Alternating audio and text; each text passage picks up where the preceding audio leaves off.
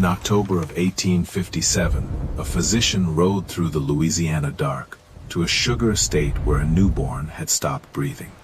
By dawn, he believed the child had not died of sickness alone, because at Belle Rive cane estate, every sudden death had been followed by the same impossible result. The cane rose higher, the cut came heavier, and someone had begun keeping books. The surviving parish records from Bayou Lafourche mention 14 deaths on the Belle Rive property between March and October of that year. Fever, weak lungs, ague, childbed complications, all ordinary, on paper. But beside two of the entries, Father Julian Baudin wrote a note he never meant for public eyes. The ground here balances its own accounts. That note mattered because the deaths did not come in waves, the way sickness usually does. They came one at a time, and each was followed by a jump in sugar yield from one specific section of the estate, not the whole plantation. One field, then another, as if the land were being fed in measured portions.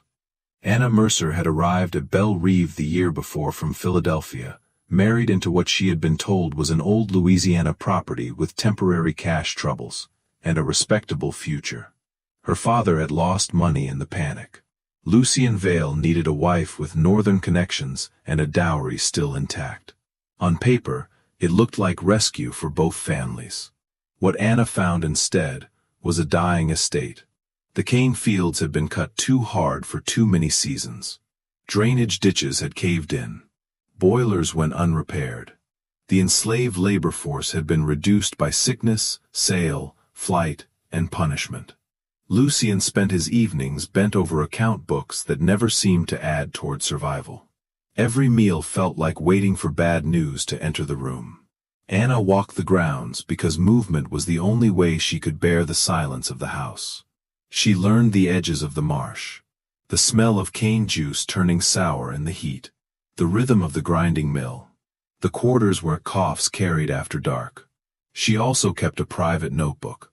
At first, it held the details a lonely woman writes to make a strange place feel legible.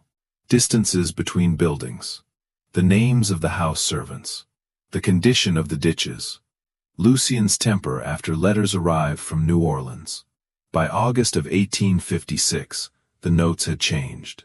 He says the land can recover if he can force one more good season from it, she wrote. I asked how a field already emptied can be forced to give again. He answered as though speaking to himself. Everything gives more when the cost is paid correctly. The letter that transformed Belle Rive came just before Christmas. Lucien shut himself in his office for 2 days, urged calmer than Anna had ever seen him. That frightened her more than his rages. He told her his creditors had agreed to wait through one more harvest.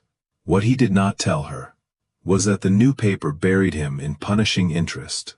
If the next crop failed, Belle Rive would be broken apart, sold, and stripped. That winter the cold bit harder than usual. Kitchen stores thinned. Children in the quarters developed chest fevers that never fully left them. Lucien did not respond like a man preparing to surrender. He responded like a man, choosing a method.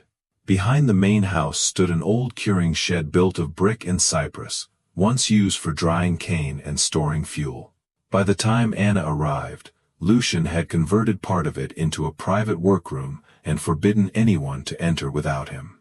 At night she sometimes saw a low red glow through the cracks in the shutters. Not fire exactly. Something duller, banked, persistent. In February, a new overseer arrived.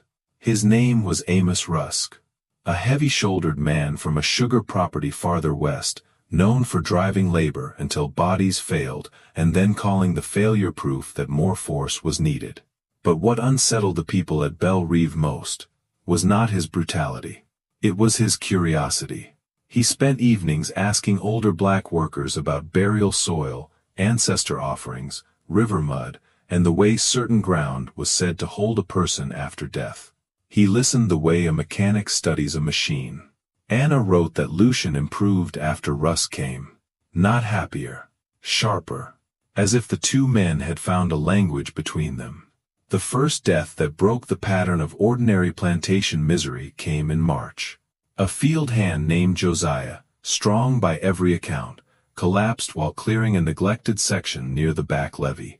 Men carried him toward the quarters. Rusk stopped them. Instead, he ordered the body brought to the curing shed. No bell rang for burial that evening.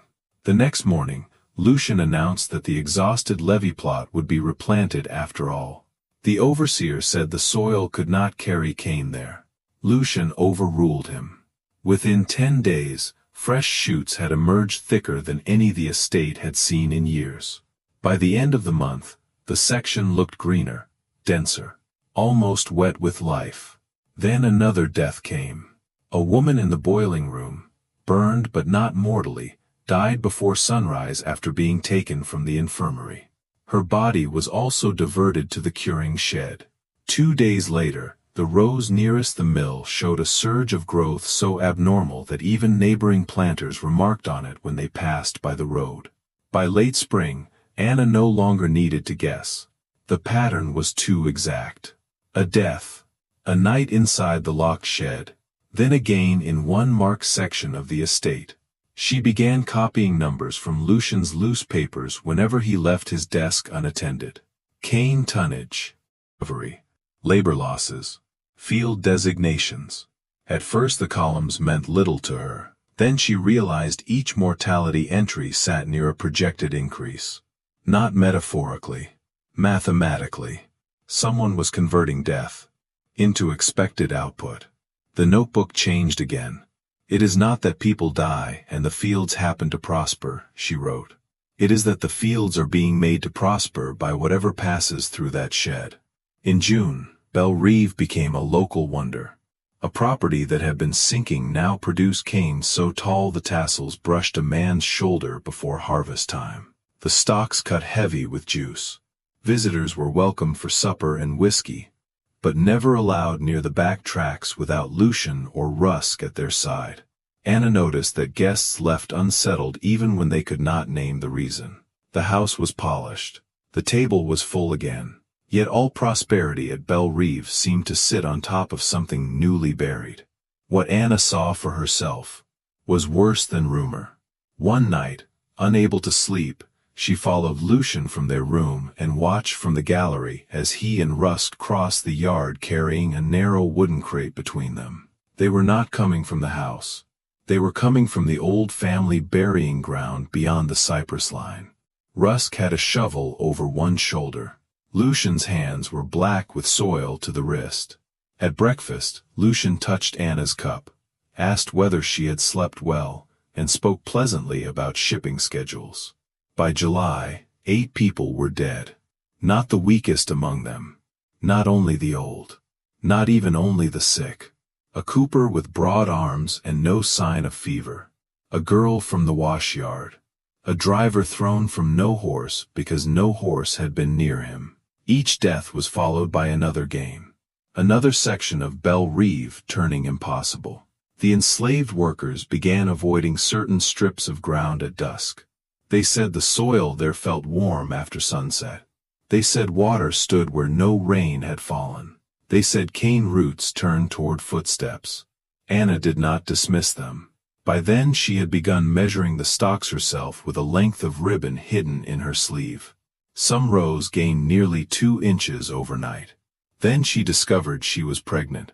For a few days, fear and hope fought each other inside her. She imagined escape. She imagined the child as reason enough to leave. Then Lucian placed his hand over her stomach and smiled with a concentration that made her blood go cold. "Our family will hold this land now," he told her. "At last the yield can be made permanent." Anna wrote the sentence down immediately after he left the room, as if preserving it might prove later that she had not imagined the tone in his voice. In August, while Lucian and Rusk rode south to inspect a shipment, Anna took the key she had stolen from Lucian's coat and entered the curing shed. The room closest to the yard still held tools, rope, and old fuel bins. The room behind it was different. The brick floor had been pried up in one section and laid back badly. On a central table sat ledgers, scales, sacks of lime, and a row of shallow bowls darkened by something that was not molasses. Beneath the loosened bricks, she found a pit lined with ash, clay, and crushed bone. The smell rising from it was sweet, and rotten at once.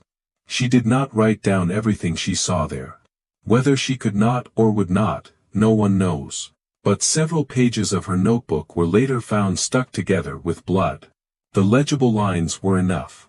The ground takes what is given in pieces. The cane returns it in weight. Lucian believes blood from his own house will seal the bargain beyond one season. When Lucian returned, Anna hid the key and said nothing. Silence was the only defense left to her. She began planning how to send word to New Orleans. She never got the chance. Her labor began early, before the summer heat had fully broken. The child was a girl. The birth was hard, and for 2 days both mother and baby hovered between improvement and collapse. On the third morning, the infant stopped breathing. A servant was sent for Dr. Etienne Morel in the city. He arrived on October 11th to find the nursery empty. The cradle still held its blanket. The mother sat upright, dry-eyed, gripping a notebook so tightly the leather had cut into her palm. And Lucian had already taken the body to the curing shed. What happened next survives in 3 sources: a draft letter from Morel to a magistrate in New Orleans, fragments of Anna's final notebook pages, and testimony recorded after the war by people who had lived or worked near Belle Rive. At first, Morel assumed grief had shattered Anna's reason. Then she told him the dead on the estate had been counted against the harvest, one body at a time, and that Lucian intended their daughter to become the final entry. The doctor demanded to see the shed. Lucian refused. Morel forced the matter. Whether from conscience or sheer revulsion, he did not remain on the property long. Before dusk he had mounted again and ridden north through the rain to report what he had seen. Officials reached Belle Rive 2 days later. They found the main house half abandoned, papers overturned, trunks open, lamps still burning. In the back fields, Lucian and Rusk were driving the harvest at a pace witnesses later described as deranged. Cane stood unnaturally high in the wet ground, white tassels nodding above men cutting until their hands bled. The earth along one strip was dark and soft despite a week without serious rain. Under the curing shed floor, investigators found the pit. They found mixed ash, human tissue, and fractured bone. They found scraps of burial cloth. They found the remains of more than one infant-sized body bundle, though records disagree on the exact count. And, in a hidden compartment inside Lucian's desk, they found the books. The ledgers were the worst part because they removed any refuge of misunderstanding. Field C, back levy, 1 adult male, expected increased 12%. Mill Rose East, 1 female, burn trauma, sugar recovery improved. House blood, if entered before cut, stabilizes return. The final completed line was written in a steadier hand than any confession deserved. Blood of the line accepted. Permanent sweetness secured.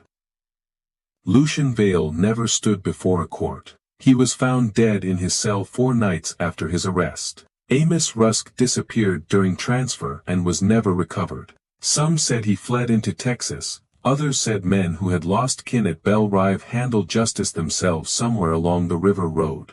No record proves either story. Anna Mercer Vale survived, if survival is the word. She was taken from the estate in a state of near catatonic shock and spent the rest of her life in a private institution outside Baton Rouge. She almost never spoke again. A nurse's log from 1873 records one sentence in her hand after years of silence. It still blooms. Belle Rive was sold, divided, and leased. Its first new owner expected fortune from the standing crop Lucian had forced from the fields. He got one profitable cut, and then near total failure. Sections that had produced impossibly heavy cane turned sour and barren. Other sections flooded in dry weather and hardened in rain. Laborers refused the back tracts. Mules shied from them. For years, the case sat half-buried in parish storage, too ugly for commerce and too strange for comfortable history. Then, in 1934, a local archivist named Celia Broussard located Anna's notebook wrapped in oilcloth inside a warped cabinet taken from the old house. In 1959, levee work near the former estate exposed a line of shallow graves at the edge of what had once been Lucian's most productive field. In 1971, an oral historian recorded testimony from Ruth and Baptiste, whose grandfather had survived Belle Rive. He said Lucian did not discover a miracle. He learned how to make the land eat people the same way the plantation already did. That line may be the clearest explanation of the case. The supernatural element, if there was one, is impossible to measure now. Historians have argued over contaminated soil, bone meal, fever hallucinations, stolen burial practices, and the distortions that power introduces whenever it takes what it does not understand and forces it into service. But none of those arguments erased the central fact preserved in Lucian's own hand. He had reduced human death to agricultural input. The horror at Belle Rive was not only that bodies entered the ground, was that a plantation owner looked at exhausted land, failing profit, and enslaved human lives, and found a way to turn the same logic of extraction into a literal formula. In 1986, a university survey team, testing wetland recovery on land near the old estate, reported a strange patch of volunteer cane blooming far from any cultivated field. The plumes were pale and healthy, despite poor soil around them. Samples taken from the spot showed unusually high calcium and iron content. One technician wrote that the roots seemed tangled around something fibrous below the surface. The site was never fully excavated. In 2001, after heavy rain, drivers on the parish road reported seeing white cane tassels pushing through the pine litter where Belle Rive's backfields had once stood. By daylight, there was nothing there but dark soil and the marks of runoff. Local people treated the report the way communities do when a place has carried bad memory too long. Nobody wanted to be the fool who laughed too loudly. The easy version of this story is to call Belle Rive cursed. The harder, truer version is worse. Lucian Vale did not step outside the moral logic of the plantation economy. He followed it to its furthest edge. A system already built on reducing black lives to units of labor made it possible for him to imagine reducing them even further. To yield, to tonnage, to sweetness. Whether the ground truly answered him, or whether he only poisoned it with the dead, the meaning remains the same. Belle Rive turned profit into burial, and burial into production, until even his own child became another asset to be entered. That is why the case endured. Not because the cane still blooms in the woods, though some say it does. Not because the soil shifts after rain, though some swear it will. But because Belle Rive leaves behind a form of arithmetic that is too honest about the world that produced it. A field is exhausted. Debt comes due. Bodies are available. Someone decides the cost can still be paid. If the story has a final image, it is not the pit beneath the curing shed, or the doctor's lantern shaking over the ledger, or even the still cradle in the nursery. It is a stretch of Louisiana ground that should have gone quiet long ago. And yet, some autumn evenings, the old backtract is said to catch the light with a pale, feathery shimmer, as if cane were blooming there again from soil that remembers every entry ever made against it. Not forgiven, not forgotten, still balancing the books.